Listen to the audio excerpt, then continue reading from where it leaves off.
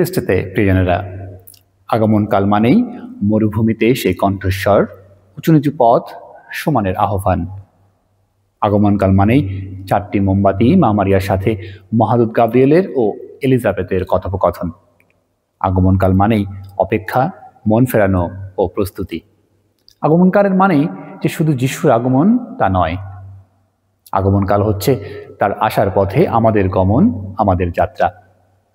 প্রবাস থেকে বাবা বহুদিন পরে দেশে আসবে বলে ছোট্ট ছেলে সৃজন তার মা ও দাদু ঠাকুরকে সাথে নিয়ে বিমানবন্দরে এসেছে। মনে তার অনেক আনন্দ। সে বাবাকে তার নতুন স্কুলের বই দেখাবে, তার আঁকা বাবা মা ও তার ছবি দেখাবে। সে পরীক্ষায় ভালো করেছে তাই তার রেজাল্টও দেখাবে। এমন অনেক কিছুই সে প্রস্তুত করেছে। সে অপলক দৃষ্টিতে যে পথ দিয়ে যাত্রীরা বের হয় সেদিকে তাকিয়ে আছে। এই বুঝি বাবা এলো, এই বুঝি বাবা এলো। অনেকক্ষণ ধরে তাকিয়ে আছে, কিন্তু মনে মনে অধৈর্য হলেও সে তার দৃষ্টি বাবার আসার পথের দিকেই স্থির রেখেছে। কারণ সে চায় সে বাবাকে সবার আগে দেখবে, সবার আগে দৌড়ে গিয়ে বাবাকে আলিঙ্গন করবে। কত মজা হবে! বড়দিনে আমরা মহানন্দে ঘর বাড়ি পরিষ্কার করে সাজিয়ে নতুন ম্যাচিং করা জামা কাপড় পরে গির্জায় যাই। মিশা শেষে সুসজ্জিত গোশালা ঘরের সামনে দাঁড়িয়ে ছবি তুলি। নিমন্ত্রণ দেই, নিমন্ত্রণ খাই, পরিজনদের সাথে দেখা করি। সবকিছু কত সুন্দর! এই সুন্দর দিনটির বা সময়টির জন্য আমাদের প্রস্তুতি নিতে হয়, ঠিক যেমন মা মারিয়া নিয়েছিলেন, সাধু জোসেফ নিয়েছিলেন।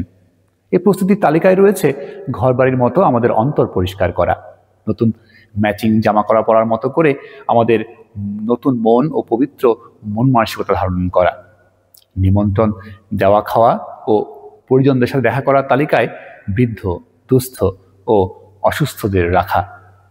গোশালার সামনে পবিত্র পরিবারের সাথে ছবি তোলার সময় যেন আমরা সত্যিকারের হাসি ধারণ করতে পারি। সেজন্য মাতা মন্দিরে আমাদের প্রস্তুত হওয়ার আহ্বান করেন এই আগমনকালের 4টি সপ্তাহে। আজকের পাঠগুলো আমাদের সেই আহ্বানই করছেন যেন আমরা যাত্রা শুরু করতে পারি।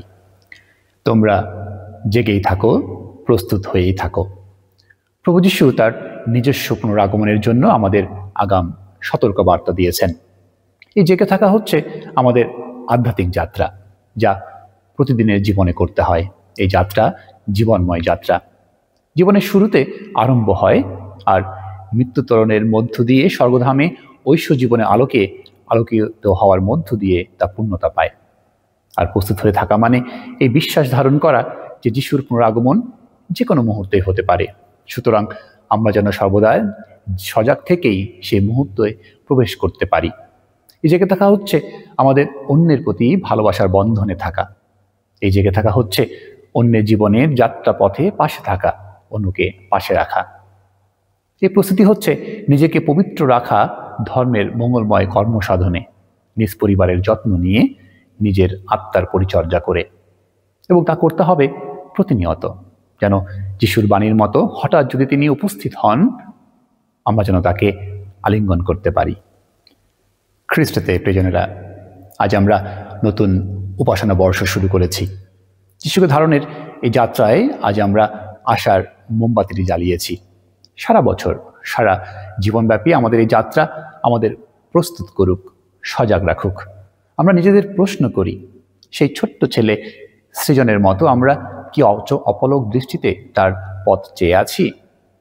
সে ছোট্ট ছেলে সৃজনের মতো যিশুকে দেখাতে আমরা কি প্রস্তুত করেছি আমাদের অন্তর মাঝে? পোপ ফ্রান্সিস বলেছিলেন, আমরা যেন যিশু বিনা বড়দিন পালন না করি। সজাগ না থেকে, প্রস্তুতি না নিয়ে বড়দিনে প্রবেশ মানেই যিশু বিনা বড়দিন। রোমীয়দের কাছে সাধু পলের আজকের দ্বিতীয় পাঠটি শ্রবণেই সাধু আগস্টিনের মন পরিবর্তনের পথে গমন করেছিলেন। আসুন আমরাও চেষ্টা করি মন ফেরাতে, আশায় পথ চলতে ও বড়দিনে যিশুকে অন্তরে ধারণ করতে। এই নববর্ষে আমাদের যাত্রা শুভ হোক, মণ্ডলীর সাথে হোক। মা মারিয়া আমাদের অনুপ্রেরণা দান করুন। আমেন।